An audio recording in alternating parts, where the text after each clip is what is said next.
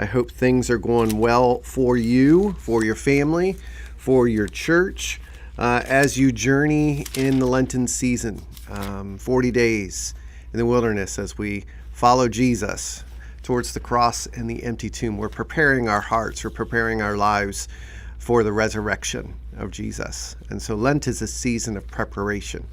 Today we're going to be looking, let me put the schedule on the screen here. We are going to be looking at John chapter 1, and so that's what I'm doing right now. I'm finding John 1 in my Bible. Typically I have this prepared, but today I did not. So, John chapter 1, actually John chapter 2, we are taking a look at the cleansing of the temple, John's version. Now, when you take a look at John's version, it happens earlier in the gospel than it does the other gospels. Matthew, Mark, and Luke, they happen later. But this is Jesus' first Passover, and he's cleansing the temple earlier.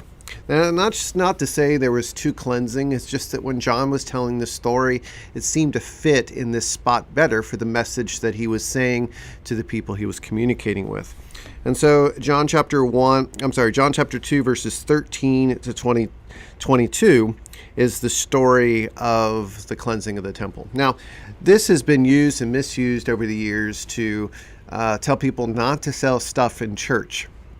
And I understand why, because it definitely, at first appearance, kind of a flat level reading, it does give us that message that the temple of God or the house of God shouldn't be a marketplace, right? It shouldn't be a den of robbers. It should be a house of prayer, and that makes sense.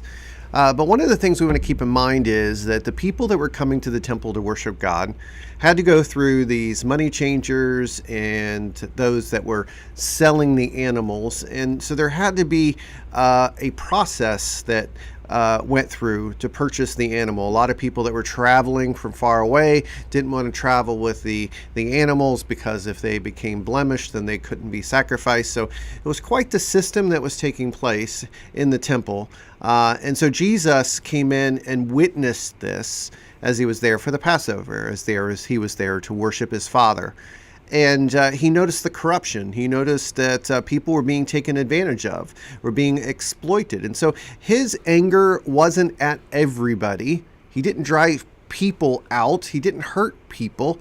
He was upset. He was angry. He was angry at the exploitation at those that was taking place in the temple.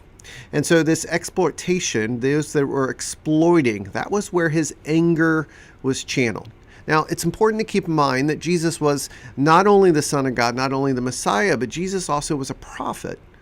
And so a prophet, one of the prophet's jobs is to turn over the tables of corruption, of injustice, to speak truth to power. And this is one of those situations where Jesus was doing that. So in the upper left-hand corner, my notes that I jotted down is angry Jesus.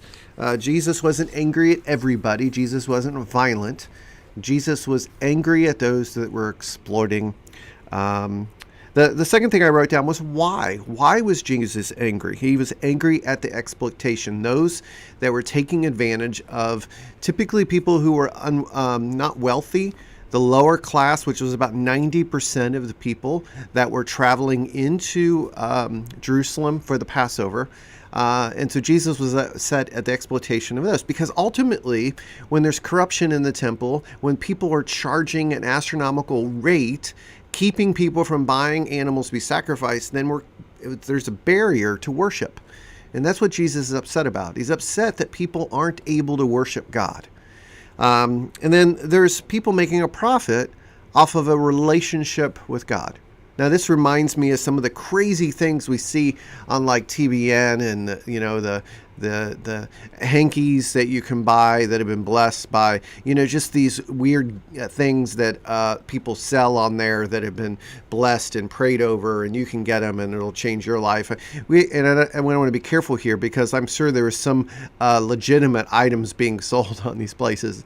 But it reminds me of that there are those out there, and it has been historical, that are making money off of the relationship of Jesus.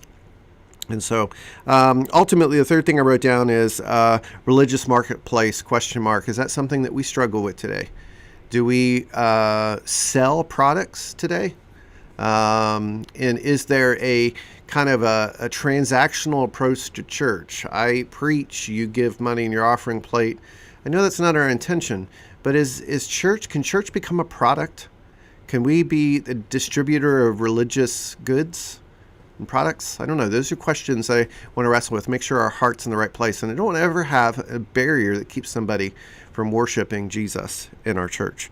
And then ultimately, at the end of this is a sign that points to Jesus' death and resurrection, the temple. Jesus is the temple. His body will be destroyed, and it will be rebuilt in 3 days later. So he's referring here to his temple. He will be sacrificed for those people who are not able to worship. And so he's a prophet, but he's also the Messiah. He's also one that will be sacrificed, the suffering servant, on behalf of those who are being exploited and those who've been treating with injustice. All right, let's move over to our second passage today, which is the upper right-hand corner, 1 Corinthians 1:18-25. This is a very challenging passage because I think it speaks to the state of, the state of the culture in Corinth, but also our culture. Corinth was a very diverse city made up of Jews and Gentiles, Greeks.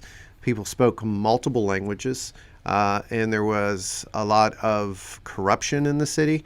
There was a lot of vice. There was a lot of entertainment, we'll just put it that way. And so the church itself was very diverse. And so this idea of the cross didn't make sense to people. And so Paul's saying it won't make sense. It's foolishness to those who don't understand who Jesus is. And what we can end up saying here, and this is what I jotted down in my notes in the upper right-hand corner, I wrote down, God's wisdom is different than the world's wisdom. The cross is the antithesis, can't say that word, of power. So the cross and power appear to be opposites. I mean, think about it. To be crucified as a criminal outside the city gates is the lowest of lows, right? I mean, people are treated as garbage, right? They're died and they're thrown in a garbage dump. And that's what was taking place. Either that or they were left on the crosses to be eaten by birds, right?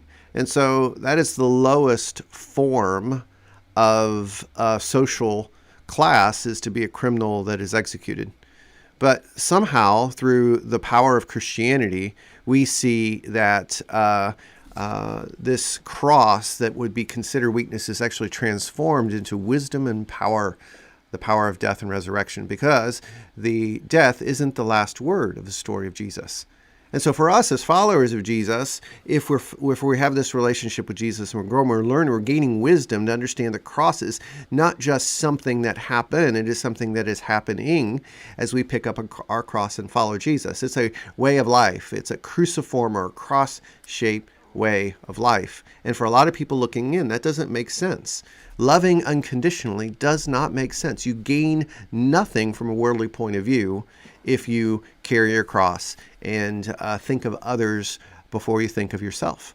And so Paul's dealing with this worldly wisdom, and the wisdom of the world is different than the wisdom of God. And the cross is foolishness to those who do not believe, those that are perishing, those that are buying into the myth of redemptive violence, those that are buying into the ways of the world, dealing with power and money and sex. And so there's an opposite thing going on here. And so we are called to follow in the footsteps of Jesus, to pick up our cross and follow him. And that does not make sense. It's foolishness. But we proclaim the gospel anyway, right? We proclaim the gospel anyway. We believe the impossible. We believe even through death, there is life. And so we grab hold of that. And that is our pattern of life, our way of life, our cross-shaped life. All right, I babbled long enough today. If you would share your thoughts in the comments, I want to learn from you on both of these passages, John chapter 2, verses 13 to 22, and 1 Corinthians chapter 1, verses 18 to 25. I hope you have a great week. We'll be back tomorrow, talk about the 10 Commandments in the book of Exodus. Grace and peace, everyone. Take care.